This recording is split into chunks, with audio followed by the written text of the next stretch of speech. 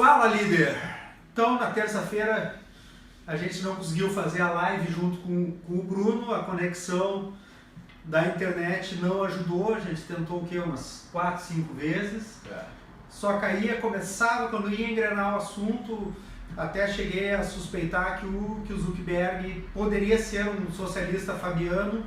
Os robôs dele leram qual ia ser a temática da live e sistematicamente derrubaram a nossa pauta. Então, nós vamos burlar os sistemas, os robôs, vamos fazer então esse vídeo gravado, onde vai estar disponível no YouTube e vai estar disponível dentro do Facebook também. Bom, para começo de conversa, quem é o Bruno? Em primeiro lugar, o Bruno é meu amigo, né? Senão ele não estaria aqui. Em segundo lugar, o Bruno é advogado, é um estudioso de relações políticas, relações institucionais e um grande estudioso dessa questão da guerra cultural, que é um tema que a gente vem conversando e vem batendo muito nas lives. O Bruno, seguido, escreve artigos, já saiu na Gazeta do Povo, artigo do Bruno. Por acaso eu estava em Curitiba visitando minha família, lendo assim, Bruno Dornelles. E aí comecei a ler o negócio. Ô velho, escreveu pra Gazeta? Pô, aí tava lá o artigo do cara, né? Foi o primeiro que eu recebi, inclusive, daquela edição impressa, né? Depois que veio na segunda-feira, tava no sábado, né? Foi no sábado? Foi no sábado que tu me mandaste, daí na segunda-feira só que eu fui ver na internet. Daí tava lá. Mas então, o Bruno, ele é o editor do site Torino News, onde ele bate fortemente nessa questão do agendamento cultural, da manipulação da informação. A gente tem vários debates, né? Inclusive discordamos aí de algumas questões muito pontuais, mas na maior parte a gente concorda. Faz parte. Mas então eu acho legal bater esse papo com o Bruno, porque além de ser o tema da moda, todo mundo fala, o socialista é um socialista fabiano, seu globalista. Mas que porra é essa? O que é ser um socialista fabiano? O que é ser globalista?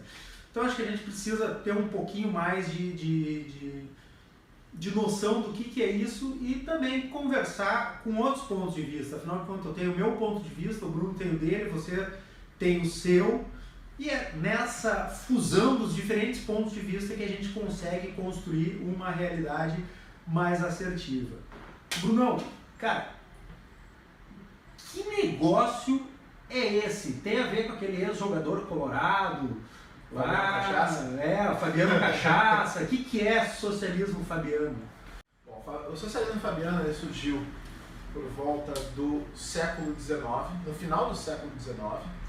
Foi criação da família Webb, capitaneado, no caso, pela Beatrice Webb, que fez, na verdade, a sociedade fabiana para servir como uma grande casa intelectual. Dela participaram George Bernard Shaw, participou Keynes, participou Aldous Huxley e vários outros. O que propõe hoje o socialismo fabiano?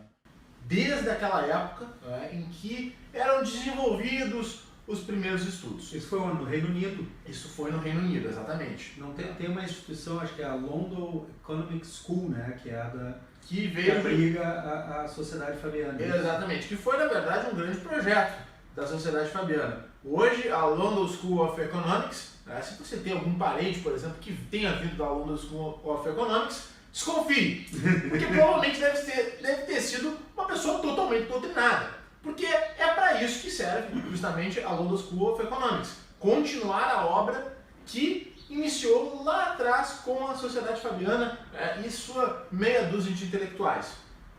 O que era o pensamento da Beatrice Webb naquela época?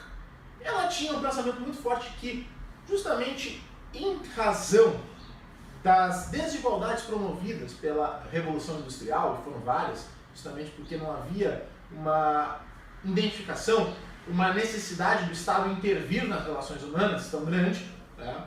O que aconteceu? A Revolução Industrial acabou sendo um pouco desordenada, acabou gerando algumas desigualdades sociais. Em razão disso, ela achava que o Estado é que deveria tomar a frente para, vamos dizer assim, a eliminação, pelo menos a amenização dessas desigualdades. Com o pós-guerra, isso acabou se tornando, então, patente. E esse pensamento acabou indo, inclusive, sendo adotado pelo próprio Winston Churchill. O que é o problema desse pensamento? O Keynes, que foi também grande nome da sociedade fabiana, acreditava que o Estado também tinha que, além dessas amenidades, promover também outras, como a saúde, como a educação e tantas outras funções. O que aconteceu? Economicamente, o Estado não consegue comportar todas essas funções da maneira que poderia comportar a livre iniciativa. E é em razão disso que, para contradizer que, apesar da boa vontade que justamente o socialismo fabiano vai tomando certas pessoas em vender um sonho em que o Estado consegue amenizar as suas situações, acaba justamente vindo esses antídotos, e esses antídotos modernos, após essas experiências ocorridas do século XX, para dizer que não, que o Estado não consegue comportar, que o Estado, na verdade, não consegue sequer garantir que está amenizando a situação dessas pessoas, porque o Estado é incapaz disso, o Estado não foi feito para isso. Mas assim, Bruno, grosso modo, se tu olhar, o socialismo fabiano é a interferência do Estado na sociedade, aonde vem para regular, por exemplo, questões de trabalho contra a exploração, trabalho escravocrata, etc. e tal. Isso é um ponto positivo. Seria um ponto positivo, uma regulação de um sistema para não permitir uma exploração como era o capitalismo no início do século, com Rockefeller, etc. e tal, que era uma situação completamente análoga, era início do século XX, lá, 1900, etc. e tal, que é completamente diferente de hoje. É um pouco diferente as relações de trabalho com as relações propositivas da sociedade fabiana, até porque hoje o que nós conhecemos como legislação trabalhista, na verdade, foi extraída da Carta de Popolo, que foi escrita pelo Benito Mussolini e que na época foi útil ao Getúlio Vargas. Então, toda essa legislação hoje brasileira, ela propõe isso. Ela propõe uma carta que vai além das simples relações e das simples relações liberais que um trabalhador tem com o seu empregador. Relações essas que, por exemplo, nos Estados Unidos, eram as mais amenas possíveis. Você acertava o salário, o trabalhador trabalhava para você da forma que vocês acertavam e não tinha uma CLT, por exemplo, para dizer você tem que trabalhar e bater ponto de 40 horas. Se for menos que isso, daí você tem que ainda assim receber o salário. Se for mais que isso, você tem que pagar pelo menos um terço, em horas extras. Não tinha isso, não tinha essa regulação de trabalho e muito menos essa intervenção a ponto de tornar o trabalhador um bate-ponto em praticamente todos os trabalhos assinados no Brasil. Sim, a diferença, então, os Estados Unidos simplesmente contratualizou e tornou um contrato entre partes com seus direitos, etc. e tal, enquanto a CLT fascista do Brasil regulou absolutamente tudo. Esse é o peso do Estado. Exato. E isso é o que a sociedade fabiana, em geral, prega, que o Estado interfira em todas as relações. Exatamente. Principalmente porque na sociedade fabiana, nós vimos, por exemplo, o George Bernard Shaw. George Bernard Shaw é o pai da eugenia moderna. Quando eu falo em eugenia, eu falo desde após um diagnóstico, por exemplo, de uma síndrome de Down ou de qualquer outra síndrome que um bebê venha a ter, simplesmente propor matá-lo através de aborto. O aborto moderno, a eugenia moderna, tudo vem do pensamento de George Bernard Shaw, que foi membro da sociedade fabiana.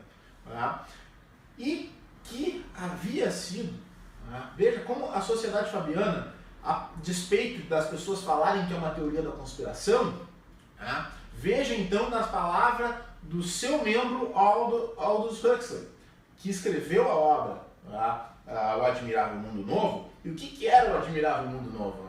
Você tinha um governo central, você tinha uma população que não possuía outro pai senão o Estado, ou seja, o pai que é aquele que nos provém, que é aquele que nos educa. Deixa de ser o seu pai de sangue, deixa de ser, vamos dizer assim, a sua mãe de sangue que te educa, para substituir e se subrogar no Estado. Essa é a proposta deles. Também hipersexualizar. Isso, eu já estou entrando até na carta das justificativas que o Aldous Huxley fez para justificar a sua obra. Veja, o homem que já estava doutrinado pela Faber Society e que na sua carta, em que justifica a sua obra, a carta que justifica a sua obra, ele afirma: para haver uma ditadura moderna, veja, palavras fortes, ele chama de ditadura. Para haver uma ditadura moderna, você necessariamente terá de ter 3 elementos: um governo central, forte, hipersexualização da sociedade. No Admirável Mundo Novo, inclusive, ele retrata que desde crianças aqueles seres eram justamente levados à educação sexual, inclusive com brinquedos sexuais. E em terceiro, uma forma de droga que torne a vida simplesmente tolerável, neste mar de hipocrisias que simplesmente faria mal e daria asco a qualquer ser humano que vivesse numa sociedade dessas. E o que hoje está propondo esses fabianos? Propõe justamente isso: um governo forte e grande, uma sexualização de praticamente todas as relações.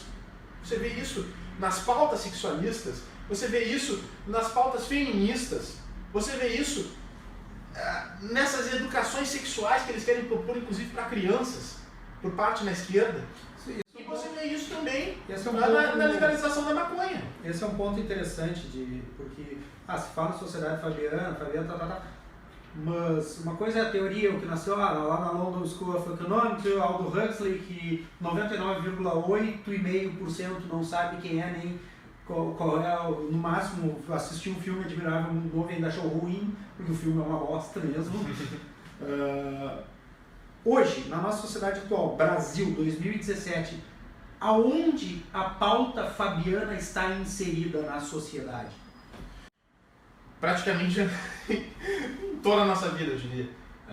Se liga a Rede Globo, você vê novelas com pautas altamente sexuais, uma adolescência retratada sempre de maneira irresponsável. Você vê, nunca tem um adolescente que busca trabalhar, sempre é aquele adolescente pastelão, que entra em contato com drogas, comportamento totalmente irresponsável. Você tem também o Estado, que tem que prover as coisas. E veja, isso entrou de uma forma, inclusive na nossa república, quase que como se fosse uma lavagem cerebral. Quer ver? Quer ter uma prova disso? Vá numa conversa de boteco e diga assim: o Estado não tem de dar saúde e educação para as pessoas. E por que eu estou dizendo e propondo que você tenha essa experiência? Não é porque o Estado não tem de dar saúde e educação, ele não tem de prover saúde e educação. Saúde e educação você consegue na iniciativa privada a preços talvez muito mais amenos quando estão no regime de concorrência. E muito mais também efetivos quando estão nesse regime de concorrência.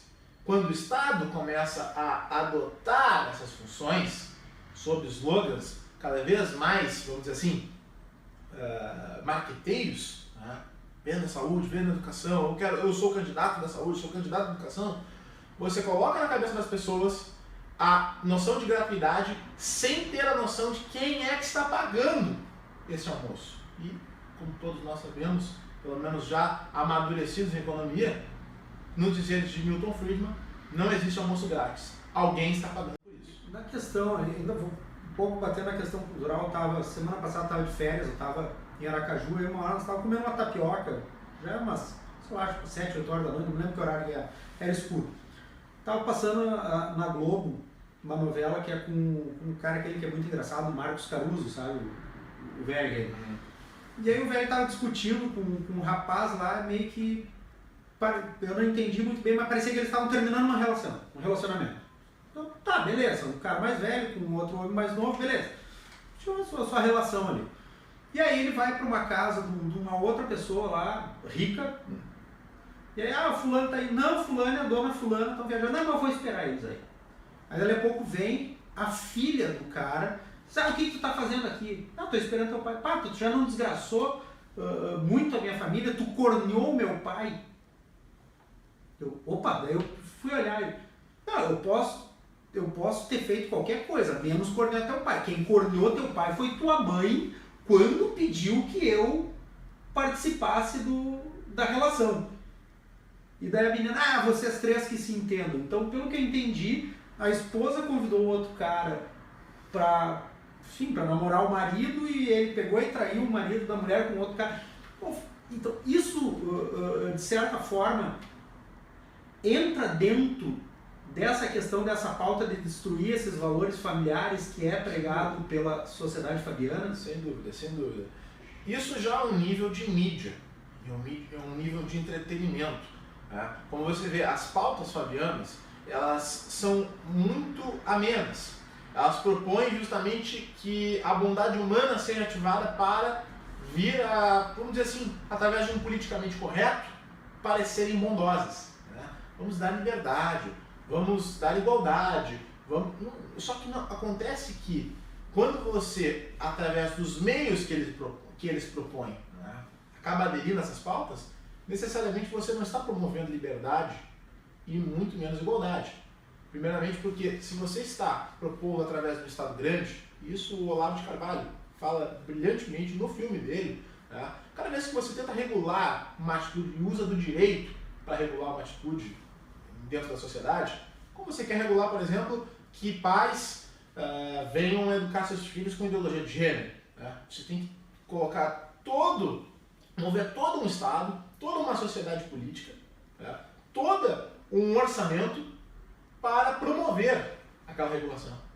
Ou seja, até quando vai essa liberdade que propõe a Fábia Society, enquanto tenta utilizar o Estado justamente para regular mais? Que liberdade é essa?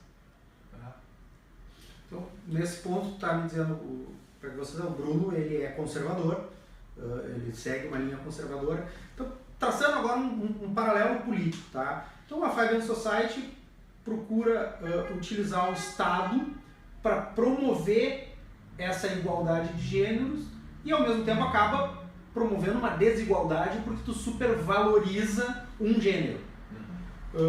Em relação à política, tu sendo um conservador, mas como uma visão política conservadora, não estou nem o aspecto Bruno, que teu interno, tu como um político conservador, o homossexualismo ele pode ser aceito na sociedade livremente? Sim, até porque não cabe ao Estado tutelar as relações sexuais. Isso São Tomás de Aquino falava. Você não pode ter uma lei e um Estado regular aquilo que venha, apesar de, aos olhos da religião ou aos olhos mesmo da moralidade, serem considerados errados ou não, e aqui eu não estou fazendo juízo de mérito, você não pode regular isso. E o mesmo vale também para dizer que existe um direito nisso. Aí que está. Quando nós colocamos no Estado uma fé, de que o Estado vai ser a resposta para todos os problemas que necessariamente a esquerda vai levantar, que são problemas, que às vezes são muito às vezes fictícios, baseados em exceções, baseados em situações muito alheias, né? Você necessariamente está pedindo para o Estado, por favor, me tire um pouco da liberdade que eu tenho para agradar essa pauta e essa agenda. E acontece para praticamente todas as pautas que a Fabian Society defende. Porque quando você está falando em retirar, por exemplo, a vida do indivíduo através do aborto, e todos eles da Fabian Society eram neomalthusianos, Malthus, para quem não sabe, né, foi um doutrinário justamente que preveu que os alimentos no mundo iriam acabar. O que é o neomalthusianismo, então? Nós temos de controlar essa população mundial mediante planejamentos, esterilizações e inclusive aborto, para conseguir manter um nível populacional ainda assim controlável. Isso é um plano. Isso sempre foi um plano para a sociedade. Deixa eu só fazer aqui um som. Agora, esse aqui foi o ponto. Isso é que eu preciso que você entenda. Veja bem, quando o Bruno disse um político conservador, um governo conservador, ele não é contra o homossexualismo. Ele é contra o Estado regulamentar, intervir sobre a liberdade sexual de cada um. E aí entra a maldade da esquerda. Vejam como o negócio é sutil. A esquerda vem e diz: os conservadores são contra o homossexualismo. Eles são contra a liberdade sexual. Por isso, o Estado precisa regulamentar, o Estado precisa criar cotas, o Estado precisa criar leis, o Estado precisa regulamentar. Então eles transformam, eles inserem uma mentira, porque aí quando tu for falar com uma pessoa, enfim, que segue uma doutrina judaica cristã, que é católica, que tem suas crenças, ele pode ser pessoalmente contra, mas ele como político ele não é contra, ele enxerga o Estado como um ente que não pode interferir. Mas então a esquerda vem, prega, coloca isso como incute na direita, incute nos conservadores, que eles são contra, para poder vir com esta política fabiana e regulamentar. Só que o passo que isso vai acontecendo, e essa pauta, ela vai inserindo, como tu bem falou, aos poucos, suave, travestida de liberdades morais, o que vai acontecendo? Cada vez mais o Estado vai se apropriando da vida do indivíduo. O Estado se apropria da tua vida no trabalho com uma legislação trabalhista que regula absolutamente toda a tua vida e o como tu deve ou não deve trabalhar. Ele regula se tu deve ou não deve abortar. Ele regula se tu pode casar com A, B ou C. Ele regula se tu pode ter uma ou duas mulheres. Ele regula, ou seja, ele passa a vir a regular absolutamente toda a tua vida. E a ideia dos fabianos, pelo que essa conversa está levando, eles enxergaram que o comunismo, da forma como ele foi proposto através das armas e da guerra e do enfrentamento direto, não teria sucesso. Então teria que se ganhar culturalmente a sociedade aos poucos, é isso? Perfeito. E inclusive tem um outro doutrinário que foi de dentro da Fabian Society, chamava A.J. Wells. Tem um livro dele, inclusive já editado em português, que se chama A Conspiração Aberta. O que propôs o A.J. Wells? Ele sabia que necessariamente valores conservadores, como o da família, como o da religião, seriam inimigos deles nesses passos e principalmente nesses projetos que eles gostariam de implantar. O que fez o A.J. Wells? Ele propôs uma religião global e o esfarelamento das tradições e das bandeiras nacionais. Se você hoje ouvir a letra da música do John Lennon, o Imagine, ela praticamente resume todo o pensamento do A.J. Wells. É sem fronteiras, é sem bandeiras, imagine se não existissem religiões. Tá? É muito bonitinho a letra quando a gente canta, mas quando você lê a letra de fato, tá, e traduz aquilo, você vê que é uma coisa totalmente perversa. E é justamente isso. Quando você propõe a religião global, você propõe não que tenha uma crença em um Deus ou uma crença em algo, você propõe justamente que seja esfarelada qualquer crença, e a única crença aqui seja a do Estado e a da nossa realidade. A crença da paz, a crença do politicamente correto. É o politicamente correto que torna concretas as relações. Quando a gente sabe muito bem que não. O mundo hoje, o resultado da experiência socialista fabiana no mundo hoje, através do entretenimento, da mídia, das políticas e de todas as relações humanas em que a Fabian Society influenciou de alguma maneira, essas relações estão se tornando relações totalmente hipócritas. A gente sabe que a verdade, ela não pode ser meia verdade. Mas ao mesmo tempo você tem um discurso politicamente correto que diz assim, bom, mas a gente não fala sobre a verdade. Porque se a gente falar sobre a verdade, a gente vai estar ferindo a sensibilidade de alguém. Mas vem cá, meu amigo. Quando você deixa de falar a verdade porque alguém vai se chatear ou achando que alguém vai se chatear, você não está também deixando de promover essa verdade perante seus filhos, perante a sociedade, perante o local onde você trabalha? É claro que você está. Tá? E quando você faz isso, você está, na verdade, atentando contra a própria natureza humana na capacidade de reagir.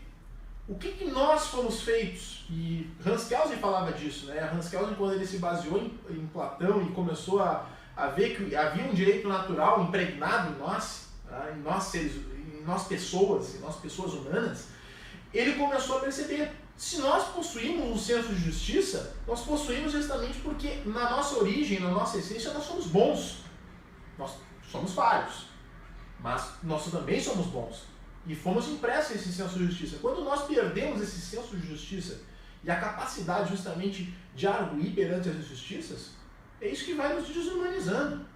E, em outras palavras, eu diria que é isso justamente que a Fabian Society está propondo. Uma desumanização com o slogan da humanização. que existem 3 antídotos. Então, essa, na verdade, né, eu vou dizer, é uma teoria que não é minha, e não é a minha teoria da dissertação. A teoria, que na verdade eu tiraria do professor César Saldanha Souza Júnior, é de que existe, né, um ciclo sociocultural em que você necessariamente foi impresso, né, no seu ser o reconhecimento de que você pode estar num ciclo ou virtuoso ou vicioso. Né? Você sabe, você está seu trabalho começa aqui a dar uma crise, você sabe que está num ciclo vicioso. Né? Se você tem que novamente sentar, ver o que está acontecendo para depois retornar no ciclo virtuoso. E com as realidades atuais, elas funcionam da mesma maneira. Só que o que influencia necessariamente nesses ciclos a nível de realidade sociocultural e econômica? Tá? A realidade econômica, as instituições políticas e a cultura enquanto moral. As 3 necessariamente vão influenciar. E você vai encontrar, inclusive, autores falando das 3 como forma de antídotos. Alguns vão dizer que o problema é de fato moral, alguns vão dizer que o problema é econômico, né, e que daí o problema econômico tem justamente a minha crítica. Se a pessoa simplesmente vai ver pelo problema econômico, ela está simplesmente jogando ping-pong com o comunista. Tá? Sim. Porque se Marx dizia, não, mas o liberalismo tem problemas, e o liberalismo diz, não, mas o Marx é que tem problemas, você acaba tornando simplesmente um ping-pong, sem entrar na questão moral e sem entrar na questão institucional. Você vai achar autores para as 3. Tá? Nas questões econômicas, você vai ver o Friedman, você vai ver o Hayek, você vai ver o Mises, você vai ver o Thomas Sowell, dando justamente, tá, de que a questão do Estado grande, aí eles vão bater principalmente no Keynes, o membro Keynes da Sociedade Fabiana, tá, que estava errado justamente no sentido de que o Estado tem que ser grande. Só que eles vão ver, por lógica econômica, o Estado não pode ser grande. Alguém paga o jogo todo. Inclusive aqueles que utilizam dos bens que o Estado, tá, está pagando, estão também pagando. E estão pagando numa cadeia econômica, inclusive no inflacionamento dos seus alimentos. Isso é muito sério. As pessoas hoje são vendidas a elas que os problemas sociais são a solução para as desigualdades, só que na verdade, tá, você está pagando muito mais do que você poderia pagar se você estivesse num regime de mercado totalmente saudável. Você daí vai ter, culturalmente, autores que propõem, tá, o resgate familiar, religioso, tá, das tradições, da estética, muito importante. Vai ser o Roger Scruton, o Olavo de Carvalho, o Russell Kirk, aqueles também que lidam com o imaginário conservador, como por exemplo o T.S. Eliot, o próprio Nelson Rodrigues, brasileiro. Ou seja, grande Nelson Rodrigues. Você vai ter toda essa gente que ainda assim manteve-se sob um imaginário conservador e manteve-se a dizer que a cultura importa. A cultura importa. Se você tem de um lado um culturalismo de direita que busca justamente resgatar o homem clássico, a alta cultura, como forma de restabelecer também aquilo que ainda faz bem para a alma humana, que nos torna inclusive mais capazes, as coisas mais práticas. Eu vejo o professor Olavo, ele fala assim, eu vejo como isso é importante. O professor Olavo, ele fala inclusive como ele vê que o brasileiro ele não consegue ser prático. Você vê assim, ele tem muita a técnica para o trabalho, para a profissão dele, mas ele às vezes não consegue nem, ele vai ter que buscar na internet, por exemplo, como que ele faz para pregar a parede para pendurar um quadro, sabe? Porque ele não sabe, sabe? Pouca prática humana. E você vai ter daí a solução institucional, que eu considero ainda assim a mais importante. E por que a mais importante? Porque se hoje o Estado é a maior sociedade que nós possuímos, a sociedade política, tá? Até pelo tamanho, você vê hoje que as doutrinas socialistas fabianas, e que depois evoluíram para as doutrinas globalistas na medida do pós-guerra, né, que foi surgida a ONU, etc., você vê assim, como que influenciaram para que as instituições políticas fossem absolutamente tudo na nossa vida. Então, quando eu falo em instituições políticas, no sentido de que elas são importantes na nossa vida e são importantes justamente para reverter esse jogo de hipocrisias, de injustiças que foram criadas com o Estado grande, eu diria que começa justamente no Estado sair da vida da pessoa e depois termina com o Estado exercendo aquela função que ele deveria exercer, que é a função de dar segurança para a pessoa, que é a verdadeira razão de existir um contrato social, se proteger. Olha só, Bruno, pegando esses 3 aspectos que tu está falando, vamos ver se eu poderia fazer um fechamento dando uma resumida da seguinte maneira. Ao passo que se promove uma libertinagem, não é a liberalização, uma libertinagem na sociedade, o aumento no consumo de drogas, a pregação de que tu pode fazer o que tu bem entender da forma que tu bem entender, sem preocupação nenhuma, tu vai tendo tu vai começando a gerar um caos social, porque as pessoas vão ser mais mal educadas, mais individualistas, vão trabalhar menos porque vão estar bêbados, vão estar drogados, vão estar chapados, enfim, vão estar despidos desses valores morais. Consequentemente, a economia passa a ruir, porque as pessoas não vão trabalhar, vão produzir menos. Tu vai começar a ter daí o quê? Alguns monopólios, e monopólio é ruim para a sociedade. Com isso, tu vai precisar de quem para regular esta situação? Um Estado forte, um Estado ditatorial que comande todas as relações econômicas, sociais e as instituições para botar a casa em ordem. E aí está feita a revolução comunista, não pelas armas, mas sim pela destruição das bases institucionais, econômicas e morais da sociedade. Seria esta a intenção do socialismo fabiano? Com certeza, com certeza. Nós temos de sair primeiro do ciclo vicioso. No ciclo vicioso a gente sai principalmente combatendo nessas 3 áreas. Eu diria que a mais importante ainda assim são as instituições. E as instituições junto com a cultura. Para depois nós entrarmos na economia.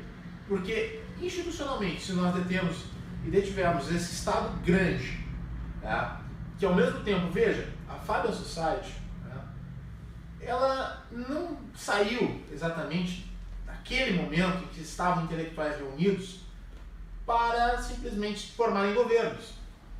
A beleza da doutrina fabiana, eu digo a beleza da forma mais perversa, eu diria assim, é que ela não é exatamente de esquerda ou de direita. Ela quer ser tudo. E é por isso que alguns membros seus foram, evidentemente, como deveriam ter ido para o Partido Trabalhista Inglês, deram, inclusive, um tom inclusive marxista para dentro do Partido Inglês naquela época, no início do século XX, como também foram para o Partido Conservador Inglês. Você vê que essas ideias elas não tiveram exclusividade somente no Partido de Esquerda Inglês, mas também no Partido de Direita. Você viu o Winston Churchill no pós-guerra promovendo as mesmas políticas. Ele que se diz, inclusive, um símbolo, as pessoas dizem que é um grande símbolo conservador, mas somente com a Margaret Thatcher é que foi apagado a erro. Não, vamos voltar tudo. Para a gente encerrar aqui, cara, eu queria que tu deixasse aí para a turma algumas indicações de autores e até mesmo de blogs, de canais no YouTube, pessoas para que o pessoal possa ver esse contraponto dessa guerra cultural que a gente está vivendo. Quem é que hoje está trazendo um ponto de vista novo aí? Eu diria que é o seguinte, 3 obras que eu acho que são fundamentais para isso. A primeira, Aldous Huxley, O Admirável Mundo Novo. Leia uma ficção, é interessantíssima, ele coloca bem o contraponto do mundo social fabiano e, ao mesmo tempo, do mundo conservador, ele coloca. É realmente um livro revelador. O segundo que eu diria, A Conspiração Aberta, de A.G. Wells. Fundamental, porque até para se entender a retórica, para sair dos 4 paredes da Fabian Society e entender o que de fato foi a conspiração que influenciou o discurso moderno em todos os âmbitos. É extremamente revelador. E o terceiro livro se chama A Quarta Revolução, a Corrida para Reinventar o Estado. Esse livro eu não me recordo o nome dos dois autores, né? Mas é outro livro que é extremamente importante porque conta o início da Faber Society, daí assim, com detalhamentos, com fatos, né? Coloca um capítulo só da Beatrice Webb, né? E depois ainda um capítulo do Milton Friedman, que foi, embora o próprio Friedman não tenha sabido, ele foi uma das grandes resistências ao socialismo fabiano à medida em que propunha um Estado menor, né? E são essas 3 obras que eu recomendo para o pessoal. Maravilha. Então, galera, não teve live, mas teve aí a gravação que eu acho que foi mais interessante, a gente conseguiu aprofundar mais do que se tivesse feito a live com as suas inúmeras interrupções de sinal. Não? Valeu, cara. Valeu, meu velho. Abraço.